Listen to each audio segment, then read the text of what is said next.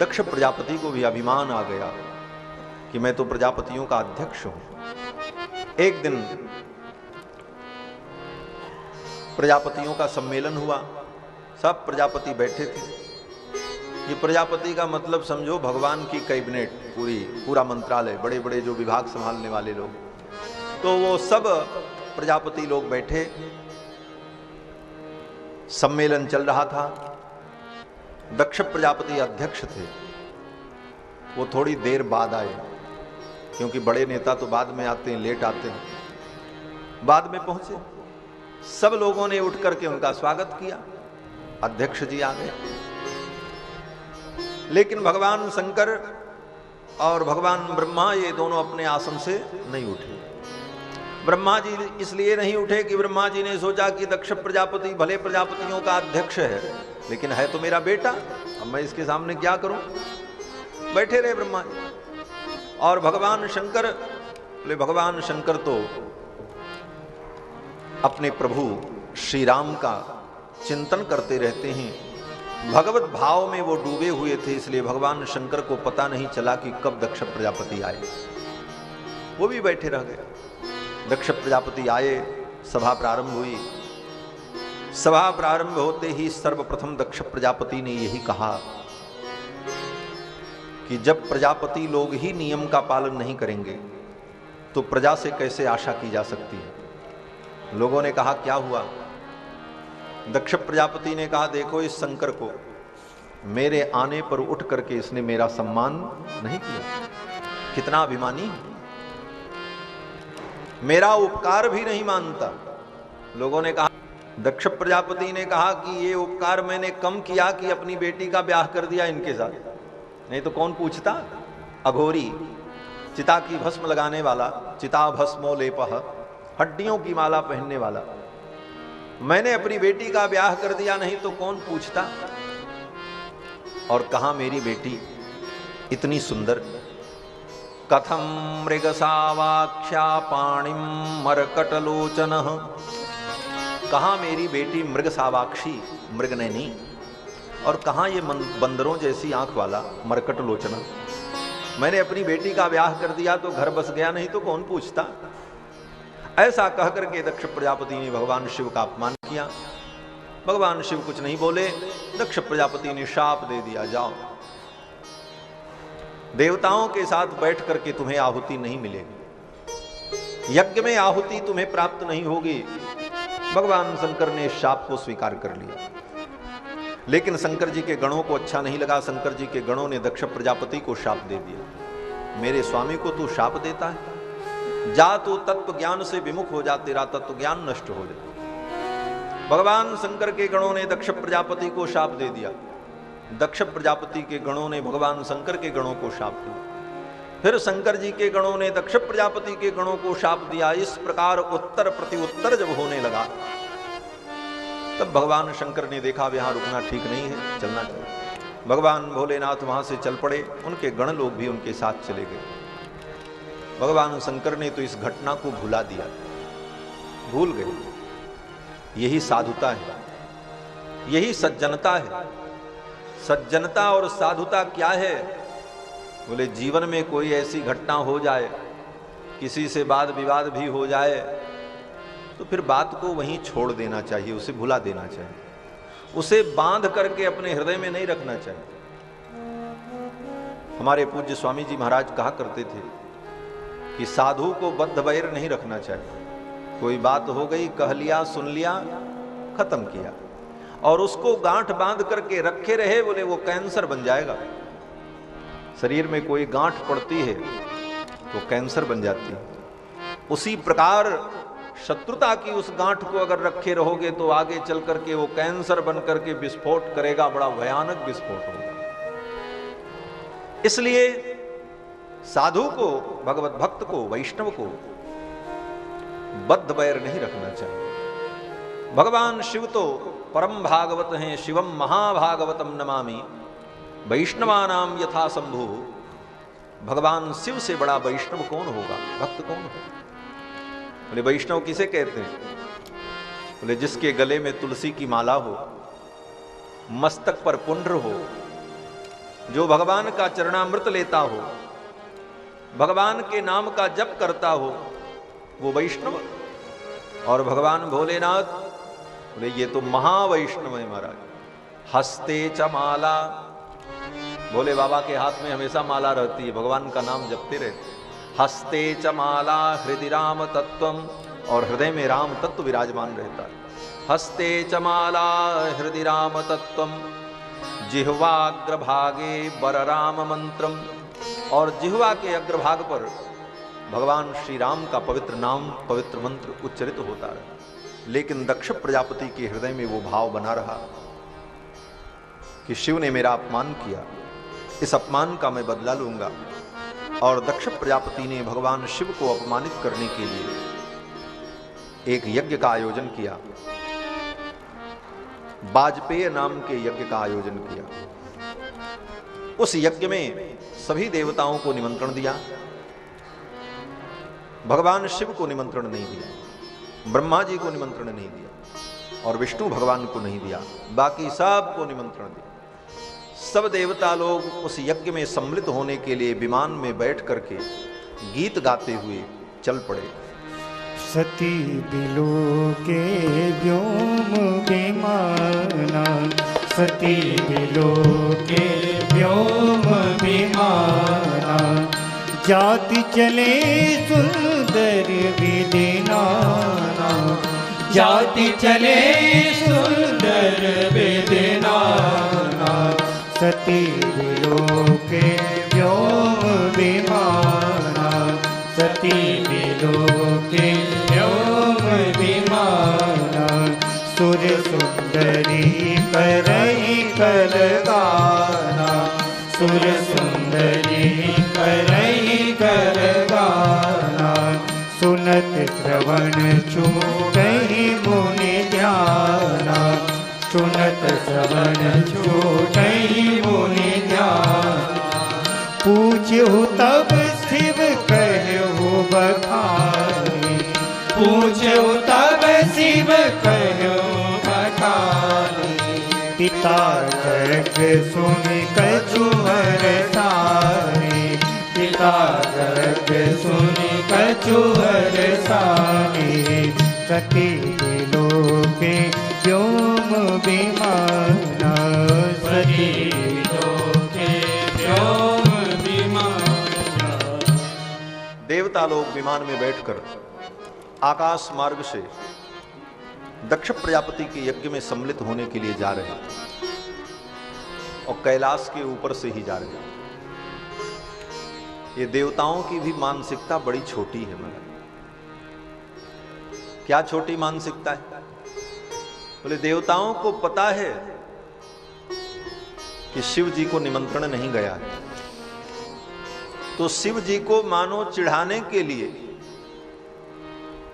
कैलाश के ऊपर से जा रहे हैं कि इनको पता तो चले कि हमको निमंत्रण मिला और इनको नहीं मिला, जबकि इनके खास रिश्तेदार हैं, इनके ससुर जी हैं, इनको ही निमंत्रण नहीं आया और हमको देखो निमंत्रण आया। ऐसी छोटी मानसिकता के कारण देवता लोग कैलाश के ऊपर से ही जा रहे थे। जाने के लिए दूसरे रास्ते भी थे, कोई ट्रेन तो थी नहीं कि ट्रैक पर ही चलेगी, विमान था।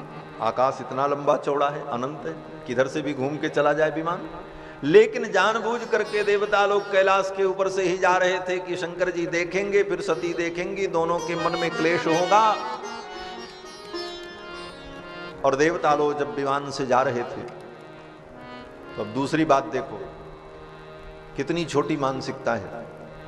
चलो कोई बात नहीं, कैलाश के ऊपर से ही जा रहे हो तो चुपचाप निकल जाओ। लेकिन नहीं, जब कैलाश के ऊपर पहुंचे तो और जोर जोर से गीत गाने लगे कि जो न सुन रहा हो वो भी सुन ले, जान जाए कि ये लोग यज्ञ में जा रहे हैं। सुर सुंदरी करहि कल गाना, सुनत श्रवण छूटहि मुनि ध्याना। सती जी बैठी थी, भगवान शंकर कथा सुना रहे थे।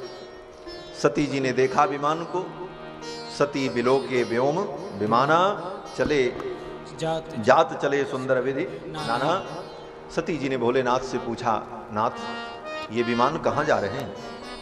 भगवान शंकर ने कहा, देवी कथा सुनो, विमान कहाँ जा रहे हैं जाने दो, ये तो आकाश है, कितने विमान आएंगे कितने विमान जाएंगे, आप तो कथा सुनो। सती जी ने कहा नहीं महाराज बताओ ये विमान कहां जा रहे हैं, मेरे मन में कुतूहल हो रहा है। भोलेनाथ ने कहा देवी कथा में विघ्न मत करो, आप तो कथा सुनो, विमान जाने दो। लेकिन सती जी नहीं मानी। सती जी ने कहा नहीं बताओ ये विमान कहां जा रहा है। भगवान भोलेनाथ जान गए कि कथा छोड़ करके इनका मन विमान में गया है, अब निश्चित रूप से इनका अपमान होगा और उसका परिणाम बड़ा भयानक। भगवान की कथा में जो विघ्न करता है उसको ब्रह्म हत्या का पाप लगता है। हमारा निद्रा भंगो कथा छेद दंपत्यो प्रीति भेदनम। कौशिकी संहिता में कहते हैं कि निद्रा भंगो कथा छेद, अगर कोई व्यक्ति बड़ी गहरी निद्रा में सो रहा हो तो उसको जगाना नहीं चाहिए। अगर जगा दे तो ब्रह्म हत्या का ही दोष लगता है। इतने आराम से व्यक्ति सो रहा है, आनंद का अनुभव कर रहा है और जाकर के जगा दिया, बड़ा कष्ट होता है। तो जगाने वाले को ब्रह्म हत्या का ही पाप लगता है। निद्रा भंगो, बोले महाराज काम करने वाले को न जगावे तब काम कैसे होगा? बोले इसके लिए भी बड़े सब नियम हैं। देखो किस दृष्टि से हम देख रहे हैं इसका महत्व। कुछ लोग ऐसे होते हैं जो सोते रहें तो उनको जगा देना चाहिए, और कुछ लोग ऐसे होते हैं कि वो सोते रहें तो उनको नहीं जगाना चाहिए। कोई व्यक्ति थका मांदा हो, सो रहा हो, विश्राम कर रहा हो तो उसे नहीं जगाना। मूर्ख व्यक्ति सो रहा है तो उसको भी नहीं जगाना चाहिए। क्यों? बोले उठेगा तो परेशानी करेगा। दूसरे का कुत्ता अगर सो रहा है तो चुपचाप निकल जाओ, जगाओगे तो तुम्ही को दौड़ाएगा। परस्वानम च मूर्खम च सप्त सुप्तान न प्रमोदयेत। अगर ये सो रहे हो तो उनको जगाओ मत। और विद्यार्थी प्रतिहारी च, योगी हो, साधक हो, विद्यार्थी हो, पहरेदार हो, अगर ये सो रहे हो तो इनको जगा देना चाहिए। क्यों? बोले ये अपने कार्य से विचलित हो जाएंगे अगर सोते रहे। तो कहां पर क्या करना है शास्त्र सब विषयों में निर्देश करता है। तो सामान्यतया कोई व्यक्ति विश्राम कर रहा हो तो उसे जगाना नहीं चाहिए। निद्रा भंग करने पर ब्रह्म हत्या का दोष लगता है। और कथा छेदो, व्यक्ति कथा सुन रहा हो, बड़ी सुंदर कथा चल रही हो, सुनाने वाला व्यक्ति भाव विभोर होकर के सुना रहा है, सुनने वाले सुन रहे, लेकिन उसी बीच में अगर कोई व्यक्ति बाधा उत्पन्न कर दे तो बाधा उत्पन्न करने वाले उस व्यक्ति को भी ब्रह्म हत्या का ही पाप लगता है। निद्रा भंगो कथा छेद दंपत्यो प्रीति भेदनम। पति पत्नी के बीच में बड़ा प्रेम है, देखने वाले जल रहे हैं, तो देखने वाले सोचते हैं कुछ ऐसा करो कि दोनों में झगड़ा हो जाए। तो जो व्यक्ति अपनी कुटिलता के कारण पति पत्नी के प्रेम में खलल उत्पन्न करता है, इधर की बात उधर करके, उधर की बात उधर करके दोनों में झगड़ा करा देता है, ऐसे व्यक्ति को भी ब्रह्म हत्या का पाप लगता है। तो सती जी ने कथा में भेद उत्पन्न कर दिया। सती जी ने कहा ये विमान कहां जा रहे हैं आप बताओ। भगवान शिव को अच्छा नहीं लगा। भगवान शिव ने कहा तुम्हारे बाप यज्ञ कर रहे हैं, उसी में सब विमान जा रहे हैं। पिता का नाम सुनते ही सती जी को बड़ी प्रसन्नता हुई। पिताजी के घर में यज्ञ हो रहा है, मुझे भी जाना चाहिए। सती जी ने कहा महाराज आप भी चलो, मेरे पिता के घर में यज्ञ हो रहा है। बोले बाबा ने कहा निमंत्रण नहीं आया है। सती जी ने कहा महाराज आपने कथा में सुनाया था कि अनाहूतो ध्वरम व्रजेत, यज्ञ में बिना बुलाए जाना चाहिए। तो पिता के घर में यज्ञ हो रहा है, निमंत्रण की क्या जरूरत है?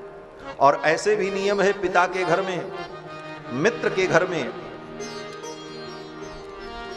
अपने गुरु के घर में कोई उत्सव हो तो निमंत्रण की अपेक्षा नहीं करनी चाहिए, बिना बुलाए जाना चाहिए। भगवान शंकर ने कहा सती जी आपकी बात तो ठीक है, लेकिन अगर कोई विरोध माने तो वहां पर नहीं जाना चाहिए। तदपि विरोध मान जह कोई, तदपि विरोध मान जह कोई, तहाँ गए कल्याण न होई,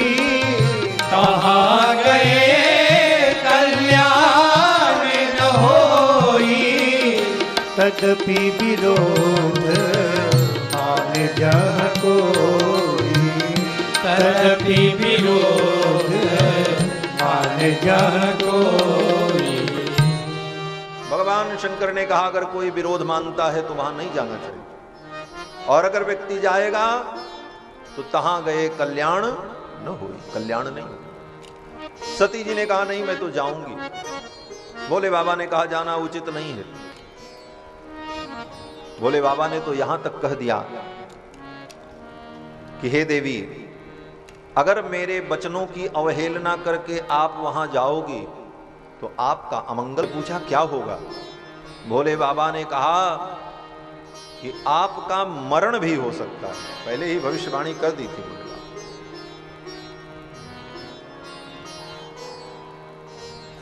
अगर आप मेरे वचनों की अवहेलना करके जाओगी तो ससद्यो मरणाय कल्प्यते, आपका मरण भी हो सकता है। लेकिन सती जी का मन नहीं लगा। भोले बाबा तो इतना कह करके बैठ गए। अब सती जी निकली बाहर, कभी घर में जाएं, कभी बाहर जाएं, कभी पहाड़ों को देखें, कभी जंगल की ओर देखें, उनका मन नहीं लग रहा था। श्रीमद् भागवत महापुराण में ऐसा वर्णन है कि सती जी कभी घर के बाहर निकल रही, कभी भीतर जा रही हैं, कभी पर्वत को देख रही, कभी नदी को देख रही, कभी भोले बाबा को देख रही। उनके मन के भाव को भगवान शिव समझ गए। भगवान शिव ने जान लिया कि अब ये तन से यहां है, मन से वहां चली गई। तो जो व्यक्ति मन से जहां होता है वो व्यक्ति वहीं होता है। तन से आप कथा में बैठे रहो और मन से बंबई चले जाओ तो आप बंबई में ही हो, कथा में नहीं हो। और अगर आप बंबई में शरीर से हो लेकिन मन से आप कथा में बैठे हो तो आप कथा में हो, क्योंकि मन का ही सब खेल है। मन एव मनुष्याणाम कारणम बंध मोक्षयो, मन ही मनुष्य के बंधन और मुक्ति दोनों का कारण है। मन के हारे हार है, मन के जीते जीत। मन का ही सारा खेल है महाराज। तो सती जी का मन तो वहां था नहीं। सती जी का मन तो यज्ञ में पहुंच गया। सोच रही थी सब बहनें आई होंगी, ऐसा ऐसा हो रहा होगा, मुझे भी चलना चाहिए। उनके मनोभाव को भगवान शिव जान गए और शिव ने, भोले बाबा ने कहा ठीक है, अगर आपकी इच्छा है तो आप जाओ। दिए मुख्य गण संग तब विदा कीन त्रिपुरारी। अपने 2-4 गणों को साथ में लगा दिया और कहा इनको पहुंचा दो। भगवान शिव के गण सती जी को लेकर के पहुंचे। और सती जी जब पिता के भवन में पहुंचती हैं तो वहां की क्या स्थिति है? पिता भवन जब गई भवानी, पिता भवन जब गई भवानी, पिता भवन जब गई भवानी, दक्षता से काहुन सन्मानी, दक्षता से काहुन सन्मानी। सादर भले ही मिली एक माता, सादर भले ही मिली एक माता, भगली मिली बहुत मुस्काता, भगली मिली बहुत मुस्काता। सती जी जब पहुंची तो लोग इनका स्वागत तो करना चाहते थे और लोगों के मन में कोई दुर्भाव नहीं था, लेकिन दक्ष त्रास काहुन सन्मानी।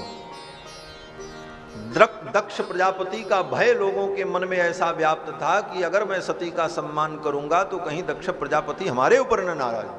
इसलिए चाह करके भी किसी ने सती का सम्मान नहीं किया। सादर भले मिली एक माता, मां प्रेम से मिली और सती को देखते ही दक्ष प्रजापति का क्रोध और बढ़ गया। दक्ष प्रजापति सती को देख करके क्रोध में आ गए। सती जी ने पूछा है, पिताजी आपने सबको निमंत्रण दिया, मेरे स्वामी को भी आप निमंत्रण देते, वो भी आते, कितना अच्छा होता। दक्ष प्रजापति ने कहा उस अघोरी को, उस पाखंडी को मैं अपने यज्ञ में बुलाऊंगा, चिता की भस्म लगाने वाला। अगर वो मेरे यज्ञ में आता तो मेरा यज्ञ अपवित्र हो जाता। तुमको किसने बुलाया, तुम क्यों चली आई? इस प्रकार जब दक्ष प्रजापति ने कहा तो सती जी को अपार दुख हुआ है। सती जी ने भगवान शिव का स्मरण किया और सती ने अपने पिता दक्ष प्रजापति को बड़ी डांट लगाई। पिता को कहा, अरे मूढ़ मंदमती, तू मेरे स्वामी की निंदा करता। अपने पिता को मूर्ख और मंदमती कहा। एक बेटी अपने पिता को मूर्ख और मंदमती कहे, बोले ये कैसी मर्यादा है? बोले यही सनातन धर्म की मर्यादा है। सनातन धर्म की ये मर्यादा है कि यहां की बेटी, यहां की कन्या अपने पति के विपरीत अपने बाप के भी वचन को नहीं सुन सकती। ये नारी की मर्यादा है। सती ने देखा कि ये मेरे पति के विरोधी हैं, तो बाप ही क्यों न हो, अपने पिता को भी सती ने यही कहा कि हे मूढ़मती, हे मंदमती, तू मेरे स्वामी की निंदा करता है। पिता मंदमती निंदत तेहि, दक्ष सुकृसम भवयः देहि। पिता मंदमती निंदत तेहि, दक्ष सुकृसम भवयः देहि। पिता मंदमती। सती ने कहा, हे मंदमती, तू मेरे स्वामी की निंदा करता है और लोग मुझे दाक्षायणी कहते हैं, सती कहते हैं। दक्ष की मैं बेटी कहलाती हूं और ऐसे शिवद्रोही की मैं बेटी नहीं कहलाना चाहती। मैं अपने जीवन को ही समाप्त कर देना चाहती हूं। और उसी समय सती जी ने अपने योग बल के द्वारा दिव्य अग्नि को प्रकट किया और उसी योग अग्नि में अपने शरीर को सती जी ने दग्ध कर दिया, जला दिया। और मरते समय सती जी ने भगवान का स्मरण किया। सती मरत हरिसन बर मांगा, जन्म जन्म शिव पद अनुरागा। सती जी ने अपने प्राणों का त्याग कर दिया। इधर दक्ष प्रजापति और उनके सहयोगी लोग भयभीत हो गए कि सती ने अपने प्राणों का त्याग किया है, इसका परिणाम बड़ा भयानक होगा। भृगु जी के पास गए। ब्रह्मा जी के पुत्र श्री भृगु जी महाराज उस यज्ञ के मुख्य आचार्य थे। भृगु जी से कहा कि कोई उपाय करिए, कहीं कोई अनिष्ट न हो जाए। तो भृगु जी ने वेद मंत्रों का उच्चारण करके दक्षिणाग्नि कुंड में आहुति दी। यज्ञ कुंड से 1000 ऋभु नाम के सैनिक प्रकट हुए, देवता प्रकट हुए। उन देवताओं से भृगु जी ने कहा कि आप यज्ञ की रक्षा करो। ऋभु नाम के वो 1000 देवता सैनिक यज्ञ की सुरक्षा करने लगे। यज्ञ चल रहा था। इधर भगवान शंकर को पता चल गया कि सती का घोर अपमान हुआ और सती ने अपने प्राणों का त्याग। पता कैसे चला? बोले श्री नारद जी महाराज के द्वारा। श्री नारद जी महाराज घूमते घूमते पहुंच गए। भवो भवान्या निधनम प्रजापते, असत्कृताया अवगम्य नारदात्। भवो भवान्या निधनम प्रजापते है। प्रजापति दक्ष के यज्ञ में भवानी के निधन का समाचार नारद जी ने जाकर के सुना। सती के मरण का समाचार जब भगवान शंकर ने सुना तो भगवान शंकर को क्रोध आया और क्रोध में भगवान शिव ने अपनी जटा को पकड़ा और उखाड़ लिया। उखाड़ करके उस जटा को भगवान शंकर ने जब भूमि पर पटका तो उस जटा से एक भयानक पुरुष प्रकट हुआ जिनका नाम वीरभद्र हुआ है। भगवान शिव के अंश वीरभद्र का प्रादुर्भाव हुआ। बड़े भयानक वीरभद्र महाराज, कराल दृष्टम करवाल चंचल, बड़े बड़े भयानक दांत, अनेक आयुधों को धारण किए हुए भगवान वीरभद्र प्रकट हुए। और वीरभद्र ने भगवान शंकर को प्रणाम किया और वीरभद्र ने कहा कि हे प्रभो, मेरे लिए क्या आज्ञा है? तम किम करोमीति गृणन्तमाह, बद्धांजलिम भगवान भूतनाथ। हे भूतनाथ, किम करोमि, मेरे लिए क्या आज्ञा है, मैं क्या करूं। भगवान शंकर ने कहा कि दक्षम स यज्ञम जहिमत भटानाम त्वमग्रणी रुद्र भटाम शकोमि। जाओ और जाकर के दक्ष प्रजापति के यज्ञ को विध्वंस कर दो और साथ में दक्ष प्रजापति को भी मार देना। दक्षम स यज्ञम, यज्ञ के सहित दक्ष प्रजापति को समाप्त कर दो। अगर ऐसा तुम करोगे तो तुम मेरे गणों में सर्वश्रेष्ठ हो जाओ। भगवान शिव की आज्ञा पाकर के वीरभद्र चल पड़े। अनेक भूत प्रेतों को लेकर, डाकिनी शाकिनी पिशाच कूष्मांड वेताल मारी गण भैरव गण सब को लेकर वीरभद्र चल पड़े। उद्यम्य शूलम जगदंतकांतकम, त्रिशूल हाथ में लेकर जगदंतकांतकम, मानो संपूर्ण सृष्टि को समाप्त कर देने वाले प्रलयंकर वीरभद्र चल पड़े और दक्ष प्रजापति के यज्ञ स्थल पर पहुंच गए। पहुंचे, दक्ष प्रजापति के यज्ञ स्थल पर पहुंचते ही तूफान आ गया महाराज। यज्ञ मंडप में रखे हुए जितने कलश थे, पूजा की सामग्रियां थी, सब धड़ाम धड़ाम इधर उधर गिरने लगे। आंधी आ गई, लोग भागने लगे, लेकिन किसी को भागने का मौका नहीं दिया शंकर जी के गणों ने। क्यों? बोले सब अभागे थे, आज सबका दुर्भाग्य था। भागे तो सब, लेकिन कोई भाग नहीं पाए। शंकर जी के गणों ने सबको पकड़ लिया। केचित् बभंजु प्राग बंसम पत्नी शालाम तथा परे, यज्ञ मंडप की मोटी मोटी बल्लियों को शंकर जी के गणों ने ऐसे पकड़ा और खींचा, धड़ाम से पूरा मंडप नीचे आ गया। पैर से रौंद करके यज्ञ कुंड की वेदिका को ध्वस्त कर दिया। कलश को, यज्ञ के पात्र को तोड़ तोड़ करके यज्ञ कुंड में डाल दिया। देवता लोग भाग रहे थे, पकड़ लिया। पूषा नाम के जो देवता थे उनको चंडीस नाम के गण ने पकड़ लिया। भग नाम के देवता को नंदीश्वर ने पकड़ लिया। दक्ष प्रजापति को वीरभद्र ने पकड़ लिया, वीरभद्र प्रजापतिम। और पकड़ने के बाद सबकी खूब पिटाई धुनाई की। पूषा नाम के जो देवता थे उनके दांत को तोड़ दिया। भग नाम के देवता की आंख फोड़ दी। भृगु जी महाराज जो यज्ञ करा रहे थे उनको भगवान शंकर के गण मणिमान ने पकड़ लिया। भृगुम बबंध मणिमान वीरभद्र प्रजापतिम। भृगु जी को मणिमान ने पकड़ा और कहा, बाबा जी बड़ी दाढ़ी हिला हिला करके आप मंत्र पढ़ रहे थे, हैं? जब सती क्रोध में जल रही थी और दुखी होकर के अपने प्राणों के त्याग का संकल्प कर रही थी तो आप मुस्कुरा रहे थे और अपनी दाढ़ी पर हाथ फेर रहे थे। आपकी दाढ़ी को उखाड़ लेता हूं, ऐसा कहते हुए मणिमान ने भृगु जी की दाढ़ी को और मूंछ को पकड़ा और ऐसे नोच दिया। भृगुर्लुलुंचे सदसी, सभा के मध्य में ही भृगु जी की दाढ़ी को, मूंछ को नोच लिया। इनको इसलिए नहीं मारा कि ये ब्राह्मण है, ब्रह्म हत्या लगेगी, इनको इतना ही दंड पर्याप्त है, यज्ञाचार्य। लेकिन बाकी जो देवता थे उनकी तो महाराज बड़ी सेवा की शंकर जी के गणों ने।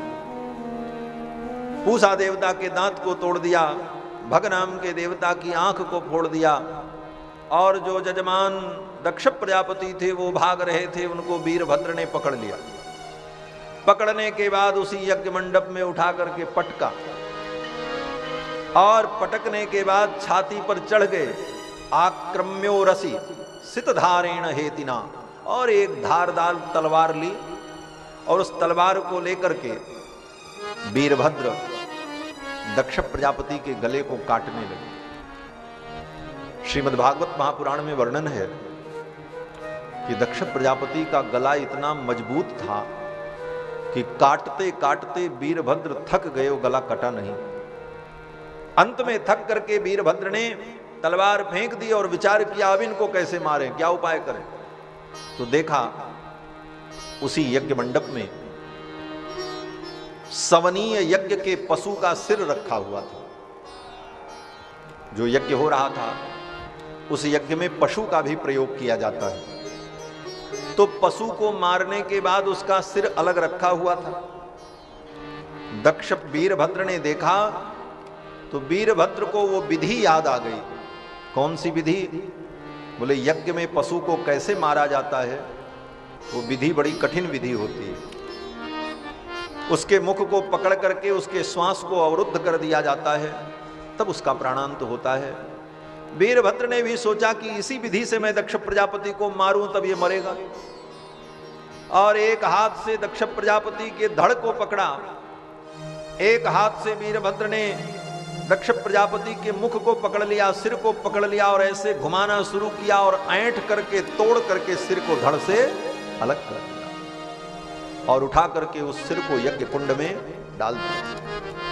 हाहाकार मच गया महाराज। इसके बाद भगवान शंकर के गणों ने यज्ञ मंडप में आग लगा दी।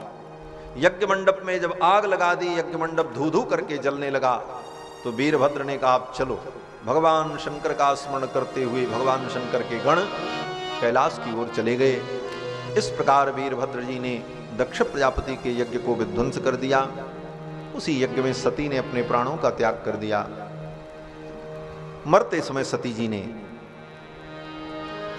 भगवान से प्रार्थना की।